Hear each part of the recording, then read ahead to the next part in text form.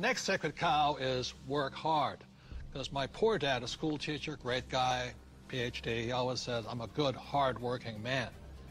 And my rich dad had a different point of view, and he had me read this book by Mark Twain. It was a story of how, I think it was Huckleberry Finn or somebody, got the other kids to paint the fence for him. He says, that's working hard. You want other people to work hard for you, and you want your money to work hard for you. That was his lesson. And a lot of people really, you know, they can't wait till Friday because they hate their work so much, and they dread Sunday because they have to go back to work. With us, I would say most of us are working 24/7, but we're working differently. And I love our work. It's challenging, there's problems and all that stuff, but I love it. So we work hard, but we don't work hard in the normal sense of working hard. The problem with working hard for money, because the rich don't work for money. The problem with working hard for money is you pay more in what, Tom? Taxes. Taxes. The harder you work for money, the more you will pay in taxes, right?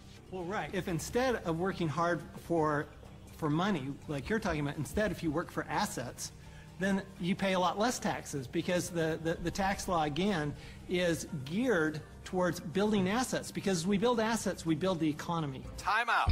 The big difference between E's and S's and B's and I's, E's and S's focus on the income statement, and B's and I's focus on the asset column. My rich dad simply said to me, he says, assets put money in your pocket whether you work or not, and liabilities take money from your pocket. For example, my house is a liability because it takes money from my pocket every single month. Yet my rental properties are assets because they put money in your pocket whether you work or not. One of the reasons so many people are struggling financially today is they're buying liabilities they think are assets. As we build assets, the economy grows, and the employees get benefits also, because now we have more jobs for more employees. But on Michael's side, why are people working so hard is because the Fed's also working hard printing money, right? Yeah, people. I've got friends that just say, I need to get more hours, or I need to get a second job or something like that. They're working harder to make a few more dollars, but they don't realize that over this entire past decade, the average in real income after inflation has been falling. So the harder people work, the less they're making anyway, because the government and the Federal Reserve, the banking system, they're basically stealing it from them. Can we bring in the bags of coins right now? Thank you. I'm not going to hold that. I'll give you an example. In the year 2000, one gold coin cost $300. So this is $300 in U.S. quarters. Today, in 2010, that same gold coin, it takes $1,100 to buy the same coin. So the reason people have to work so hard to keep up, to keep paying money, is because the value of your dollars are going down. So the insanity of going to get another job, pay more taxes, and work harder, when how many dollars did the Fed print in 2009?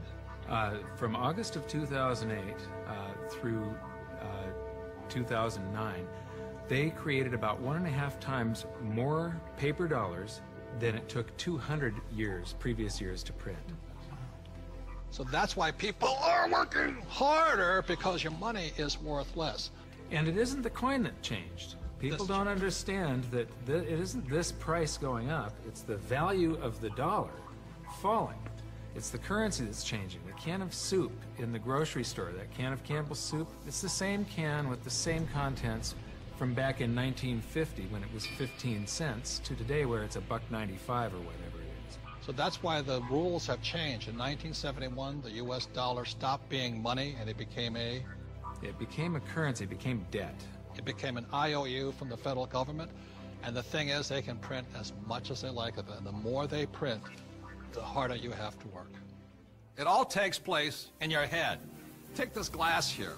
In this case, the glass here is context. It holds the content, in this case, the water.